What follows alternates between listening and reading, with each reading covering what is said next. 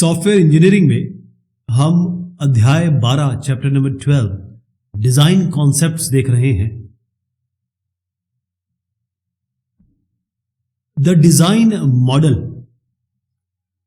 Design जब हम requirement analysis कर लेते हैं, रिक्वायरमेंट इंजीनियरिंग कर लेते हैं, उसके बाद हम डिजाइन बनाते हैं।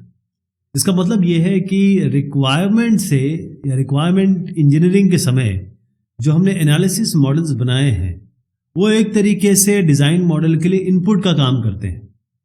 तो डिजाइन मॉडल को हम दो डायमेंशंस में देखेंगे, जैसे हम कार्टेशियन कोऑर्डिनेट सिस्टम में एक्स और वाई एक्सिस देखते हैं, ऐसे यहां पर हमारे पास दो डायमेंशन है जिसके नजरिए से हम इसे देख सकते हैं। पहला है यहां पर प्रोसेस डायमेंशन और यहां आप देखेंगे एब्स्ट्रैक्शन डायमेंशन। तो ये प्रोसेस डायमेंशन क्या है?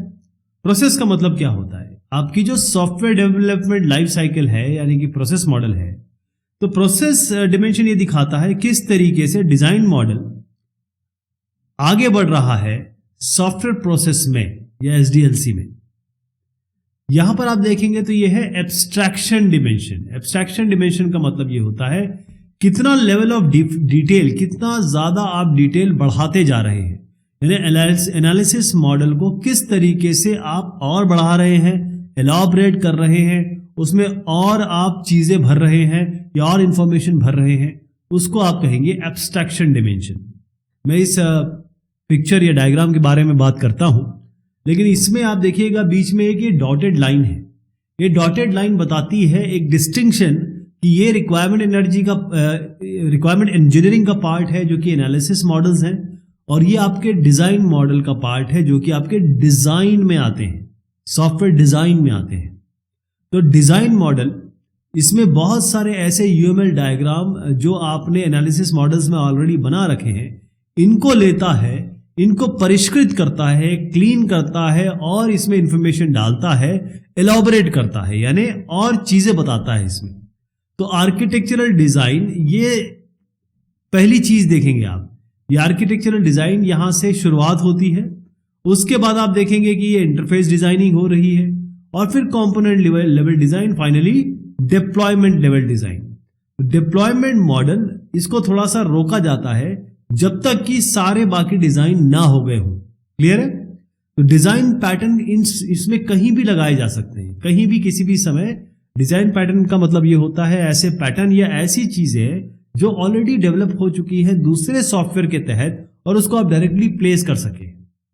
तो अब आप आइए इसको थोड़ा सा गहराई से देखते हैं। आप ये देखें, ये रिक्वायरमेंट इंजीनियरिंग का पार्ट है।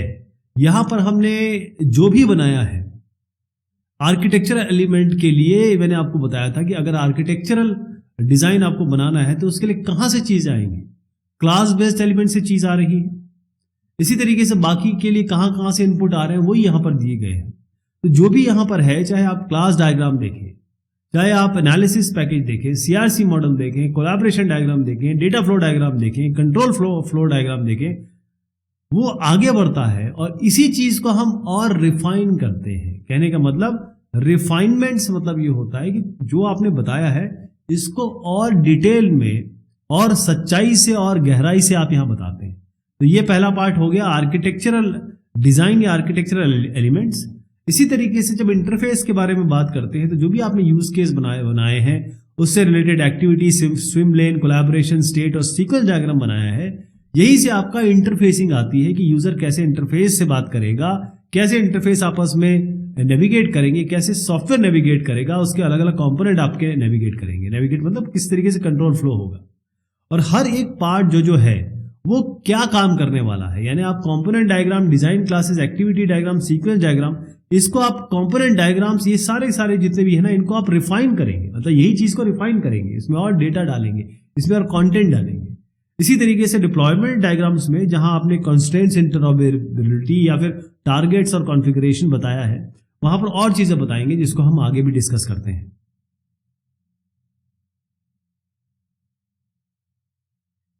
डेटा डिजाइन एलिमेंट्स में डेटा डिजाइन को हम डेटा आर्किटेक्टिंग भी कहते हैं। अब आपसे मैं बहुत छोटा सा एग्जांपल ले रहा हूं। अगर आपको ये 23 रखना है तो आप कैसे रख सकते हैं? ऐसे, आप ऐसे भी रख सकते हैं,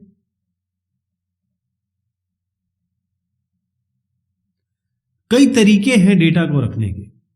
डेटा को रखने का तरीका, डेटा कैसे यूजर इसने देखने वाला है, कैसे कस्टमर इसे देखने वाला है, तो मॉडल क्या होगा इसका, मतलब डेटा या कोई इंफॉर्मेशन देख लीजिए, इसको थोड़ा हाई लेवल के एब्स्ट्रैक्शन पे आप जब रखते हैं, मतलब एक ऐसा व्यू जो यूजर के तहत उसको दिखाई देगा, तो उसको हम कहते हैं डेटा डिजाइन। क्या कहते हैं? Data design. आर्किटेक्चर डेटा का, ध्यान रखिएगा कि अगर डेटा को आपने ठीक से हैंडल नहीं किया या इसके बारे में ठीक से नहीं बनाया, तो ये बहुत बड़ा इन्फ्लुएंस कर देगा सॉफ्टवेयर के आर्किटेक्चर में। आप जानते हैं जो सॉफ्टवेयर का आर्किटेक्चर है वो पूरा ओवरऑल स्ट्रक्चर होता है उसका। तो यहां पर डेटा का आर्किटेक्चर बहुत जरूरी है। जैसे जब प्रोग्राम कंपोनेंट लेवल पे आप जाते हैं तो डेटा स्ट्रक्चर क्या यूज करने वाले हैं, स्टैक यूज करने वाले हैं, लिंक लिस्ट यूज करने वाले हैं, स्ट्रक्चर यूज करने वाले हैं, और वो एल्गोरिथम, वो फंक्शंस जो इन पे काम करेंगे, मैनिपुलेट करेंगे। तो इसी से अगर अच्छे आप फंक्शन बनाएंगे अच्छे डेटा स्ट्रक्चर के साथ, तो आपकी हाई क्वालिटी, अच्छी गुणवत्ता वाली एप्लीकेशन बनेगी। एप्लीकेशन लेवल के बारे में बात करेंगे तो जो डेटा मॉडल आपने बनाया है, खासतौर पर रिक्वायरमेंट इंजीनियरिंग में, रिक्वायरमेंट में जब बना रहे थे, इसको फाइनली हम डेटाबेस में कन्वर्ट करेंगे ताकि जो भी बिजनेस ऑब्जेक्टिव है उसको हम अचीव कर सके, उसको हम पा सके। बिजनेस लेवल पे जहां पर आप अलग अलग डेटाबेस या अलग अलग कंटेंट आप रखे हैं, तो इससे फायदा क्या होगा, इसका रीऑर्गेनाइजेशन कि भाई यहां पर कौन सा डेटा रखा जाएगा, यहां कौन सा डेटा रखा जाएगा, और इस डेटा से हम बहुत आसानी से डेटा माइनिंग या नॉलेज रिकवरी कर सकते हैं। डेटा वेयरहाउस का मतलब होता है जहां पर आपने डेटा को रखा हुआ है, लेकिन किस तरीके से रखा हुआ है, कैसे रखा हुआ है, इसी को हम डेटा डिजाइन कहते हैं। Architectural design. आर्किटेक्चरल डिजाइन की जहां तक बात आती है, इसका ये समझ लीजिए कि अगर एक घर है, मान लीजिए ये ऑफिस है या घर है, तो इसका फ्लोर प्लान कैसा होगा। मान लीजिए आपके पास 3 फ्लोर का घर है, ऐसे 3 फ्लोर है, ये ऑफिस 3 फ्लोर का है, तो इसका फ्लोर प्लानिंग कैसी होगी। ठीक, अभी बहुत बड़े लेवल पे नहीं गए हैं, इस फ्लोर लेवल को या फ्लोर प्लान को हम कहेंगे आर्किटेक्चरल डिजाइन। अब इस फ्लोर प्लान में क्या क्या हो सकता है कि भाई रूम्स जो होंगे उसका साइज क्या होगा, मतलब अभी केवल रूम का साइज बता रहे हैं कि चलिए भाई 10 बाय 10 के रूम होंगे, ऐसे बता दिया आपने। इनका शेप कैसे होगा, हो सकता है ऐसा हो या हो सकता है कुछ इस तरीके का हो, एक का ऐसा शेप होगा, एक का ऐसा शेप होगा, एक का ऐसा शेप होगा, ये हो सकता है। इनके बीच में रिलेशनशिप कैसे है, मतलब क्या ये यहां से यहां एंट्री हो पा रही है, इसके बीच में कोई एंट्री नहीं है, या इस यहां से यहां तक की एंट्री नहीं आपने दी है, इसके थ्रू ही जा पाएंगे। तो ये जो चीजें हैं इसको हम आर्किटेक्चरल डिजाइन कहते हैं। अब यहां पर आपने यहां से यहां तक जाने का तरीका क्या है, आपने गेट दिए हुए, दरवाजे दिए हुए है ना, खिड़कियां यहां पर दी हुई है, अगर बाई चांस ये खिड़कियां इनको मान ले तो ये आपने खिड़की दी हुई है, तो यही तरीका हो सकता है इसके अंदर जाने का या इससे बाहर आने का, है ना। तो फ्लोर प्लान एक तरीके से अगर आप एक घर का ओवरऑल व्यू देखना चाहते हैं कि भाई कमरे कैसे होंगे, कैसे एंट्री एग्जिट होगी और क्या क्या आपने अंदर आने या बाहर जाने के लिए दिया हुआ है, इसको हम आर्किटेक्चरल डिजाइन कहते हैं। इसी तरीके से आर्किटेक्चरल डिजाइन एलिमेंट्स ये पूरे एक सॉफ्टवेयर का ओवरऑल व्यू है, एक पूरे नजरिए से, एक पूरे पहले व्यू से जो चीज दिखाई देगी उसको हम आर्किटेक्चरल डिजाइन कहते हैं। तो आर्किटेक्चर मॉडल 3 सोर्सेस से आ सकता है, 3 चीजों से, 3 स्रोत से आ सकता है। कहां कहां से आएगा कि भाई एप्लीकेशन डोमेन क्या है आपका। एप्लीकेशन डोमेन का मतलब ये होता है कि जैसे ये एक ऑफिस है उसके लिए लेआउट अलग होगा, लेकिन यही अगर एक आपका पर्सनल होम होगा उसका अलग होगा। यही अंबानी का जो आर्किटेक्चर होगा घर का, वो आपके सरकारी घर के, मतलब हो सकता है आप सरकारी नौकर निवास करते हो, सरकारी नौकर हो, सरकारी घर में निवास करते हो, तो जो अंबानी का घर होगा और आपके सरकारी घर होगा उसका एप्लीकेशन डोमेन, मतलब एप्लीकेशन डोमेन ये हो गया, उस हिसाब से सॉफ्टवेयर बनेगा, उस हिसाब से ये आप प्लान बनाएंगे, है ना। अब क्या स्पेसिफिक रिक्वायरमेंट मॉडल एलिमेंट्स हैं, जैसे यूज केस क्या है, इसको यूज कैसे करना है, ये ऑफिस की तरह यूज होगा, घर की तरह यूज होगा, या केवल आप इसको हॉस्टल की तरह बनाना चाहते हैं, इसको ये स्पेसिफिक रिक्वायरमेंट मॉडल एलिमेंट्स है ना। इनके बीच में रिलेशनशिप क्या है, कोलैबोरेशन क्या है। कहने का मतलब ये है कि मान लीजिए यहां पर आपने ऑफिस लेआउट में किचन बना दिया, तो ये जो किचन होगा ये आपके ऑफिस के मान लीजिए अहाते से कैसे रिलेटेड है, क्योंकि घर में तो किचन की बहुत बड़ी इंपॉर्टेंस बढ़ जाती है। कोई चीज ऐसी है जो ऑलरेडी बनी हुई है, उसको आप डायरेक्ट यूज कर सकते हैं, है ना। मान लीजिए कि कोई ऐसा एक बाथरूम है और बाथरूम में जो सिंक लगनी है और यहां पर पर्दा लगना है, वो ऑलरेडी बना हुआ है, फटाफट आप इसको लगा सकते हैं, वो आर्किटेक्चरल स्टाइल या पैटर्न हो गया। तो आर्किटेक्चरल डिजाइन एलिमेंट यहां पर अलग अलग सबसिस्टम्स मान लीजिए इनको, ये आपस में कैसे इंटरैक्ट कर रहे हैं, कैसे इंटरकनेक्टेड है, और ये रिक्वायरमेंट मॉडल से निकाल के लाए गए हैं। कहां से निकाल के लाए गए हैं? रिक्वायरमेंट मॉडल से, क्योंकि रिक्वायरमेंट मॉडल में आप एनालिसिस मॉडल बनाया है ना आपने, वहां से निकाल के लाए गए। क्योंकि रिक्वायरमेंट मॉडल ये थी ना कि यहां पर जब अगर अंबानी साहब का घर है तो जब यहां पर एंटर करें तो यहां पर आपके एक सिक्योरिटी गेट हो, आपके सरकारी घर में तो नहीं होगा ना। ये जो चीज है ये कहां से निकल के आई है? ये रिक्वायरमेंट मॉडल से निकल के आई है। Interface design elements. अब आप क्या कर रहे हैं, आपने ओवरऑल स्ट्रक्चर या ओवरऑल व्यू तो बना दिया है ना। इंटरफेस डिजाइन का मतलब यह होता है कि अब आप हर एक दरवाजे का, हर एक खिड़की का बहुत बारीकी से यहां पर इंफॉर्मेशन देंगे, ठीक है। इसे ही हम इंटरफेस डिजाइन कहते हैं।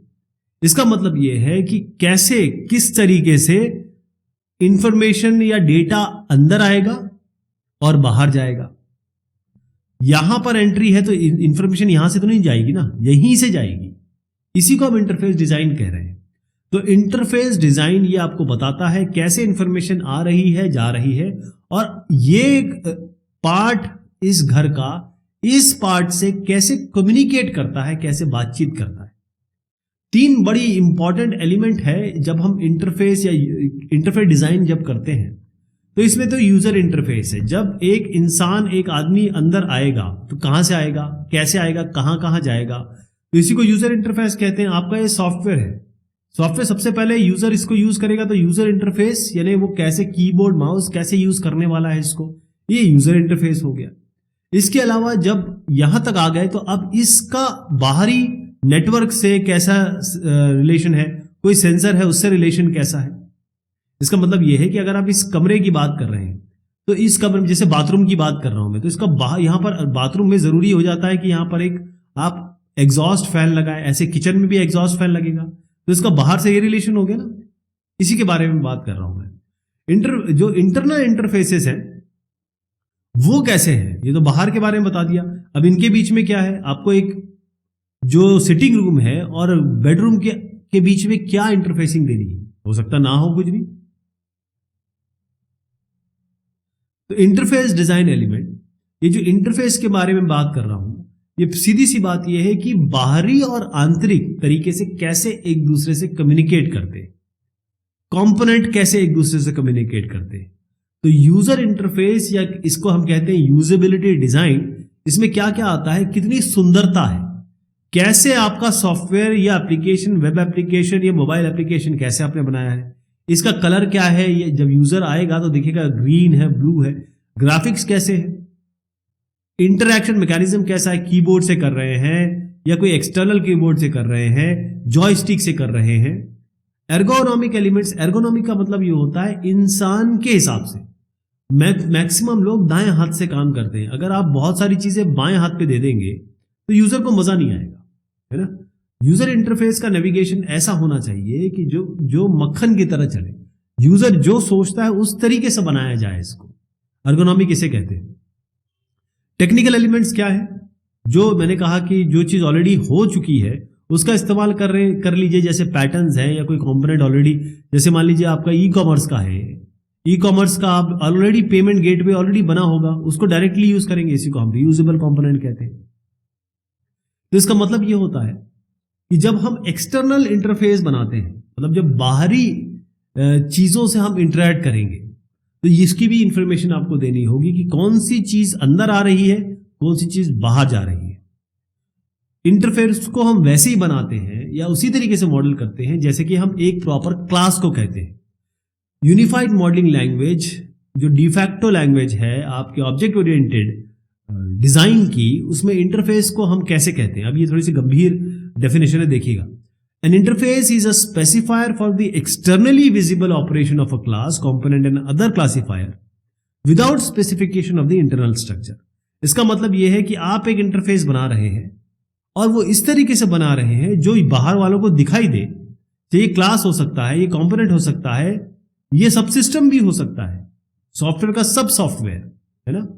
मतलब एक सॉफ्टवेयर के अंदर आपने कोई EXE फीड कर रखी है, एग्जीक्यूटेबल, वो भी हो सकता है, लेकिन इसका आपने स्ट्रक्चर बाहर वालों को नहीं दिया है, बाहर वाला इसे नहीं देख पाएगा।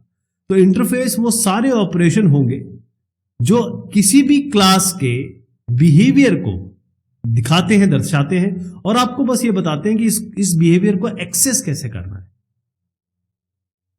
यहां पर एग्जांपल लेके मैं समझाऊंगा तो ज्यादा बेहतर रहेगा।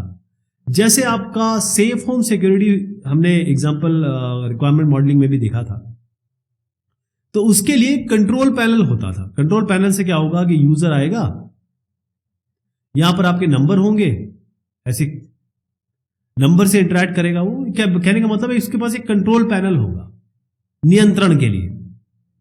अब इस कंट्रोल पैनल को वो अपने मोबाइल प्लेटफॉर्म, हो सकता है वो अपने टैबलेट या स्मार्टफोन से एक्सेस करना चाहे, ये भी तो हो सकता है।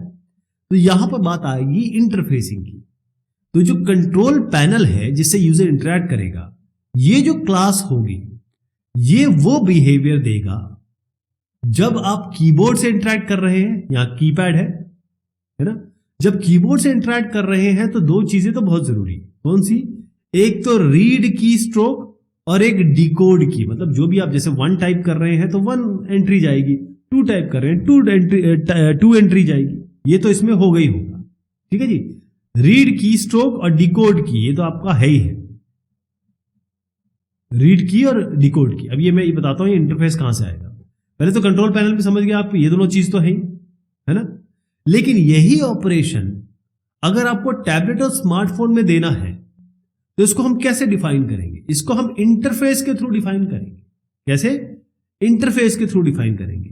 तो इंटरफेस, अब यहां पर आइए, ये एक इंटरफेस बनाया हमने, और इंटरफेस को हमने कैसे दिया है? यहां पर ऐसे करके यहां पर इंटरफेस लिखा हुआ है ना। डबल एंगल ब्रैकेट जो है उसको इस तरीके से दिखाया है, या तो ऐसे दिखा दीजिए, या फिर आप इसको यू करके एक बबल से भी दिखा सकते हैं, लेबल्ड सर्कल, जो क्लास से कनेक्टेड होगा। और फिर यहां पर आपने क्या किया, एक टैबलेट और एक स्मार्टफोन, इस तरीके से दर्शाया आप। तो इंटरफेस को आपने कैसे बताया? इंटरफेस को यह बताया कि इसमें कोई एट्रीब्यूट या फंक्शन, ये तो आपने नहीं बताया, है ना।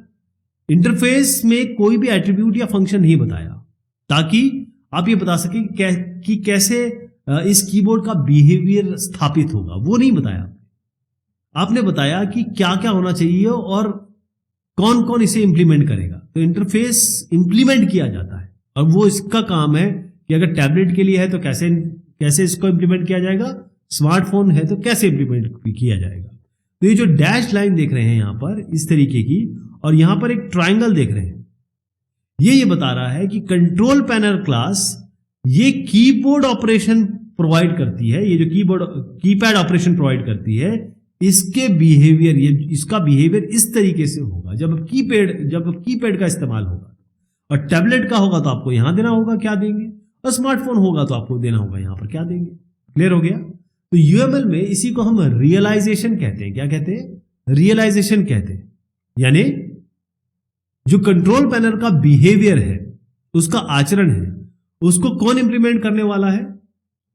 उसको इंप्लीमेंट किया जाएगा रीड की स्ट्रोक और डिकोड की से, अगर आप कीपैड इंटरफेस आपने बनाया है। और ये जो ऑपरेशन है वो कौन से क्लास बनाने वाले हैं? जो इस इंटरफेस को यूज करेंगे। इस इंटरफेस को जो भी यूज करेंगे वो इन ऑपरेशन को अपने लेवल पे, अपने टैबलेट या स्मार्टफोन के हिसाब से इंप्लीमेंट करेंगे। कंपोनेंट लेवल डिजाइन, ये किस तरीके से है? हम कंपोनेंट लेवल पे आ गए।